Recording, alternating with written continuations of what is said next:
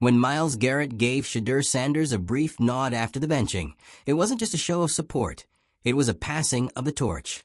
The Browns' coaching staff may have chosen Dillon Gabriel, but Garrett's gesture revealed a deeper truth about where the team's respect lies. In a franchise that's long struggled to balance promise with politics, this moment felt different. Garrett, known for staying above the noise, made his opinion known without uttering a word. That moment became a symbol, a fracture point for a team caught between two futures. If you're into the real story and all the messy twists they don't show on highlight reels, go ahead and subscribe. And if you're sticking around to see how this Browns QB chaos plays out, you should definitely be subscribed. This video dissects that moment as the beginning of a turning tide. For all the headlines, schemes, and narratives, football is still won in the locker room. And Garrett's quiet endorsement of Sanders might be more powerful than anything drawn up on a whiteboard. If Cleveland's front office won't listen to performance, they may have no choice but to listen to its leader. And that, the video argues, could reshape the franchise faster than any play on the field. Myles Garrett has never been the loudest voice in the room. He doesn't rant in interviews or throw tantrums on the sidelines. He doesn't need to. When Garrett speaks, the Browns listen. When he doesn't speak, when he just stares, stone-faced, after a coaching decision that makes zero sense, that silence echoes louder than anything else coming out of Cleveland. And this time, it was deafening. The Browns benched Shedeur Sanders. They handed the keys to Dillon Gabriel. And they didn't say much about it. No real explanation. No transparency. Just a quiet announcement that landed like a sucker punch across the locker room. It wasn't just surprising, it was strategic chaos, wrapped in the kind of decision-making that's become way too familiar in Cleveland. It was another moment of potential wasted. Inside the team, the reaction was instant. Not outrage, just a thick, uncomfortable silence. Players glanced around, exchanged side eyes, avoided eye contact with coaches. And Garrett? He sat with his arms folded, jaw tight, staring straight ahead. It said everything. The unspoken message, you messed up. This wasn't about Dillon Gabriel being incompetent. It was about Sanders being better. About a guy who had shown up early, stayed late, and outperformed expectations in every measurable way. He had the maturity, the presence, and the consistency you want in a young quarterback. And yet, for reasons that no one in the room could seem to justify, he was watching from a bench. You could feel the tension start to grow. Garrett's slow clap in the film room when Gabriel's name was mentioned? That wasn't encouragement. That was sarcasm, sharpened and intentional. And then the social media posts, vague, a little cryptic, but unmistakably disapproving. Garrett doesn't waste time with passive commentary. If he posts something, it means something. The Browns made a call that fractured the room. And it wasn't just the players. The coaching staff looked split. There were whispers, eye rolls, tense body language during warm-ups. Not open defiance, but a collective hesitation. That dangerous pause where everyone knows something's wrong, but no one wants to be the first to say it. And that's where Garrett stepped in, without saying a word. Because Garrett understands leadership. He knows the weight of his presence. He's not going to call a press conference to throw his own team under the bus, but he will make sure everyone knows where he stands. And the way he carried himself after Sanders was benched, that was his protest.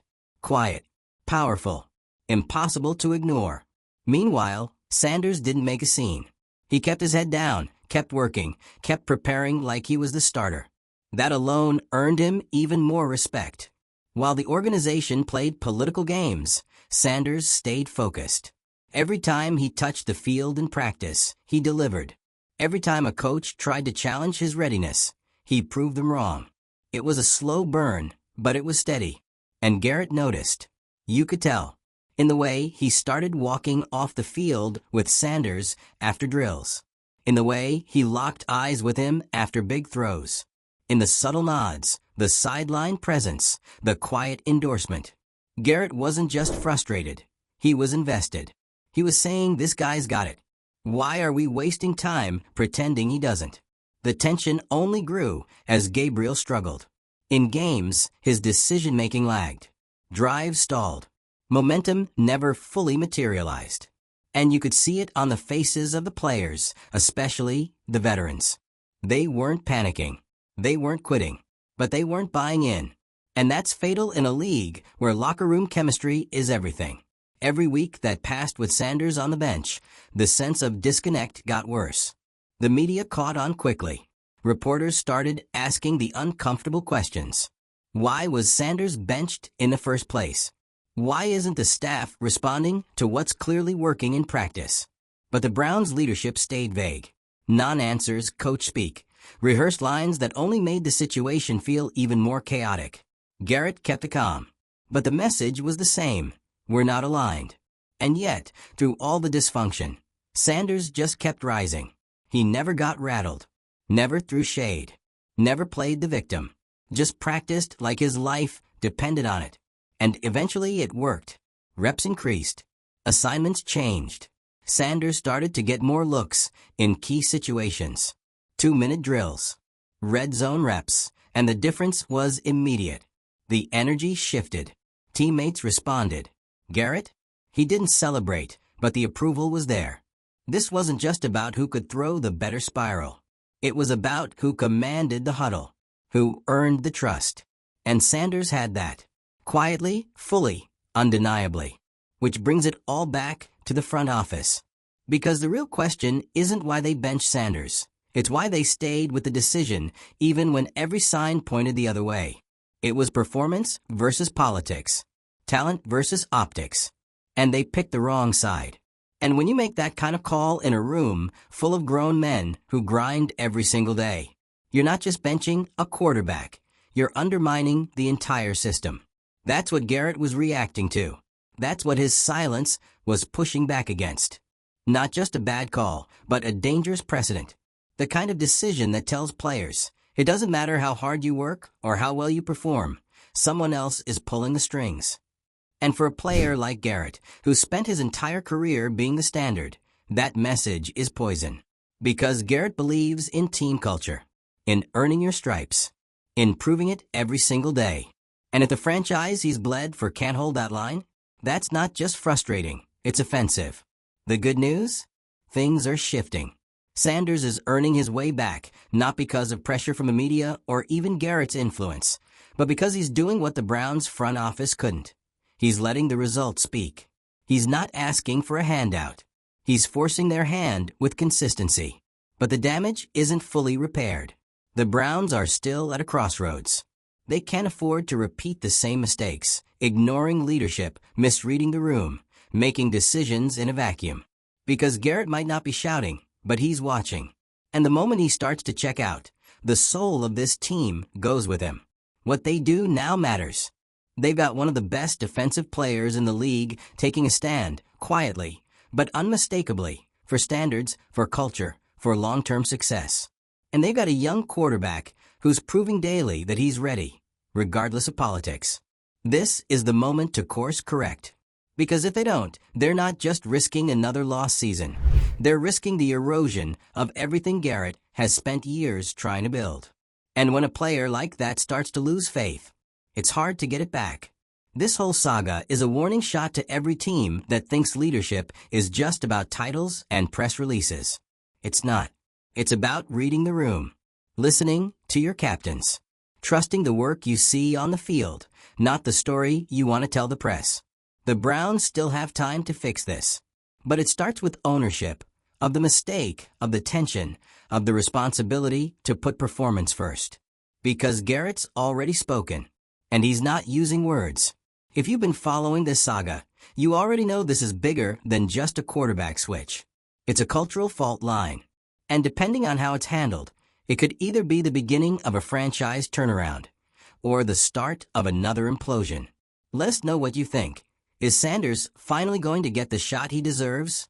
Can Garrett's silent stand shift the direction of an entire organization?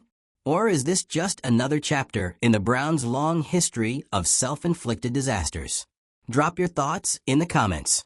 Hit that subscribe button if you want more deep dives into the drama, the chaos, and the behind-the-scenes tension the NFL doesn't want you talking about. Because when the pressure builds and the cracks start to show, You already know we're going to be right here breaking it all down.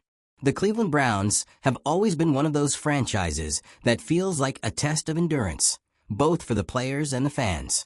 Every season, they flirt with greatness, flash moments of brilliance, and then, almost like clockwork, get caught in their own storm of missteps.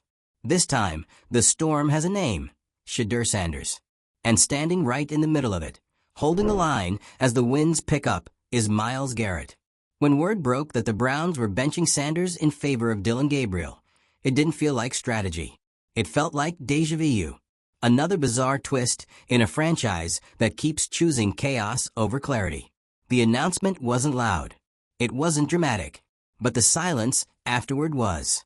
The locker room knew what it meant. The veterans knew. Garrett definitely knew. Everyone could see it. Sanders had done everything right. Early mornings, extra film sessions, an attitude that screamed leadership. He wasn't coasting off hype. He was earning it the hard way. And yet, when the decision came down, all that work got shoved aside for a move that made no football sense. And Garrett, who's built a career out of leading by example, didn't explode. He didn't confront anyone. He just sat there, arms crossed, ice cold. That look told you everything. He's seen this before. He's seen the Browns overthink themselves into a corner, watched potential turn into dysfunction. For a guy like Garrett, who's fought to make Cleveland respectable, seeing that same cycle start again, it cuts deep. When the team gathered after the decision, you could practically taste the tension. Players shifted uncomfortably. Some nodded. Others avoided the coach's eyes. Garrett's presence dominated the room. He didn't say much, but his silence had weight. He's the kind of leader who doesn't need a speech to make a point. The message was clear. You're losing the locker room. And honestly, he was right. Because while the front office was busy playing chess with egos, Sanders kept doing what real professionals do. He worked. He didn't sulk. He didn't lash out. He kept showing up, throwing perfect spirals, drilling footwork, encouraging teammates. You can't fake that kind of focus. Meanwhile, Gabriel, thrust into the spotlight, was struggling to find rhythm. It wasn't entirely his fault. The play calling was inconsistent. The trust wasn't there. And when you have a team divided over who should be leading, it's impossible to build momentum. You could sense it on game day. Missed reads. Awkward drives. The defense carrying too much of the load. Garrett still performed. He always does. But you could see it in the way he carried himself off the field. The smiles were gone. The energy was off. Then came the quiet protest. A slow clap in the film room after another sluggish offensive breakdown. A cryptic Instagram caption about iron not sharpening paper. It wasn't direct shade, but everyone understood the message. Garrett wasn't just calling out a quarterback choice.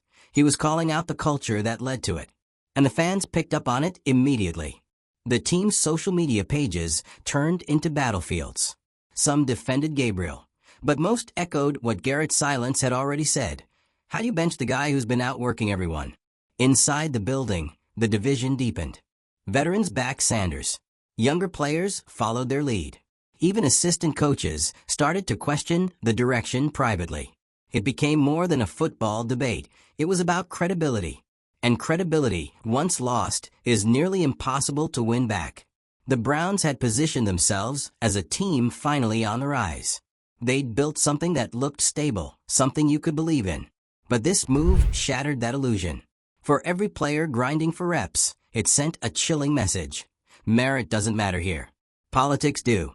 That's why Garrett's reaction hit so hard. It wasn't just personal frustration. It was a stand for principle. The kind of stand only a veteran with his track record could make. Because when Garrett shows discontent, it's not gossip, it's gospel. He's not trying to stir drama. He's demanding standards. He's saying, we're better than this. And deep down, every guy in that locker room knows he's right. Then something started to shift. Sanders, instead of fading into the background, doubled down. His practices became sharper. His command of the huddle stronger. Every throw, every rep, it was like he was auditioning for the teammates who already believed in him. And it worked. Slowly, the whispers turned into momentum. He started earning more snaps. not because anyone handed them to him, but because he made it impossible not to. And Garrett, ever the sentinel, watched closely. When Sanders led a clean 2-minute drill during practice, Garrett was the first to greet him on the sideline. No grand gesture, just a nod. But that nod meant everything. It was an endorsement from the team's alpha. That's what real leadership looks like. Not yelling, not tweeting cryptic messages for attention, but setting the tone, holding people accountable, and backing the players who've earned respect. And as Sanders' confidence grew, so did the hope. Players began to feel that spark again. The locker room, which had been divided and tense, started to recalibrate. For the first time in weeks, there was a sense of direction. Not from management, but from within. And that's the irony of this whole mess. The Browns' leadership had caused chaos, trying to control the narrative. Yet it was the players, specifically Garrett, who ended up saving it. His quiet defiance became a rallying point. His refusal to fake enthusiasm for bad decisions told everyone, "You're not crazy for questioning this." That's how a culture shifts, from the inside out. Because Garrett's message wasn't fire the coaches or start a mutiny. It was simpler: do better. Respect the process. Reward performance. Don't insult the work ethic that keeps this team alive. And to their credit, the results started forcing change. The coaching staff began adjusting. The front office, seeing how fans and players were responding, couldn't ignore it anymore. Sanders' reps increased. His name started getting mentioned again in media scrums. Slowly, the mistake was being undone, not through press releases, but through undeniable evidence. And yet, even with the progress, the damage lingered. The trust between the players and the decision-makers had taken a hit. Once that faith cracks, you can't just glue it back together overnight. Garrett's silent stand had exposed the truth. This wasn't just a quarterback issue. It was a leadership crisis. The Browns had fallen into the same trap that's haunted so many franchises, mistaking control for vision. Because when your best players have to protest professionalism, something's broken. Still, amid the frustration, there's a strange sense of hope. Sanders' trajectory is turning upward. The team is slowly stabilizing. The locker room feels alive again. And Garrett's influence has never been clearer. He didn't need to give a speech. He just needed to be consistent. That's the power of silent leadership. It doesn't scream, it steadies. And if the Browns are smart, they'll take this as a lesson. Not just about depth charts or game plans, but about culture. About the importance of listening to the pulse of your locker room. Because ignoring that pulse is how you lose not just games, but the belief of the men playing them. Right now, the Browns are standing on the edge of two possible futures. One where they learn from this, build around Sanders, and restore the trust that Garrett's been fighting to protect. The other? Another season lost to self-inflicted confusion. It's their choice to make. Garrett has already made his. He's chosen accountability over excuses, standards over slogans. And if the Browns want to move forward, they'll have to follow his lead. Because the truth is simple. The silent protest worked. It exposed the cracks, forced hard conversations, and reminded everyone what leadership actually looks like. Now the only question is, will the organization listen? If they do, this could be the turning point Cleveland's been waiting for. If they don't, well, this will go down as another chapter in the Browns' long book of avoidable chaos. Either way, Garrett's made one thing clear. He's not going to let mismanagement waste what he's built. Not his legacy, not his locker room, and not the standard he spent years defending. What happens next will define the Browns' future more than any game on the schedule. At this point, the Browns aren't just juggling quarterbacks. They're juggling their identity. Everything that's unfolded has become bigger than Gabriel versus Sanders. It's about what kind of organization they want to be. Are they a team that rewards discipline, or one that bends to optics and short-term narratives? That's what Garrett's been fighting for in his own quiet way.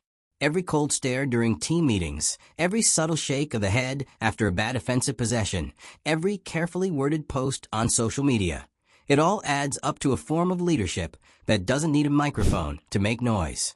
He's been challenging the culture without saying a word. And that's what makes his presence so powerful. Garrett knows that a team's foundation isn't built on hype. It's built on accountability. It's the kind of thing you can't fake. When coaches lose sight of that, everything starts to slip. And in Cleveland, it's been slipping for a while now, masked by talent, overshadowed by highlight reels, hidden behind PR, talk about competition and growth. But beneath it all, Garrett can feel what's really happening. The trust between players and decision-makers is fragile. You can see it in the small moments, how teammates respond after a loss, how long it takes for someone to speak up in a meeting, the little signs that the belief is starting to fracture. And Garrett's doing everything he can to hold that together without letting frustration boil over. That takes discipline most players don't have. And through all of it, Shedeur Sanders just keeps proving himself. Day after day, throw after throw, unbothered by the noise. There's something unshakable about the way he's handled this whole situation. He's showing the kind of mental toughness that defines future leaders. The kind Garrett respects. And that's why Garrett's quietly backing him. Because in Sanders, he sees what this franchise could be if they just stopped tripping over themselves. You can almost feel the shift starting. A sense that something's about to give.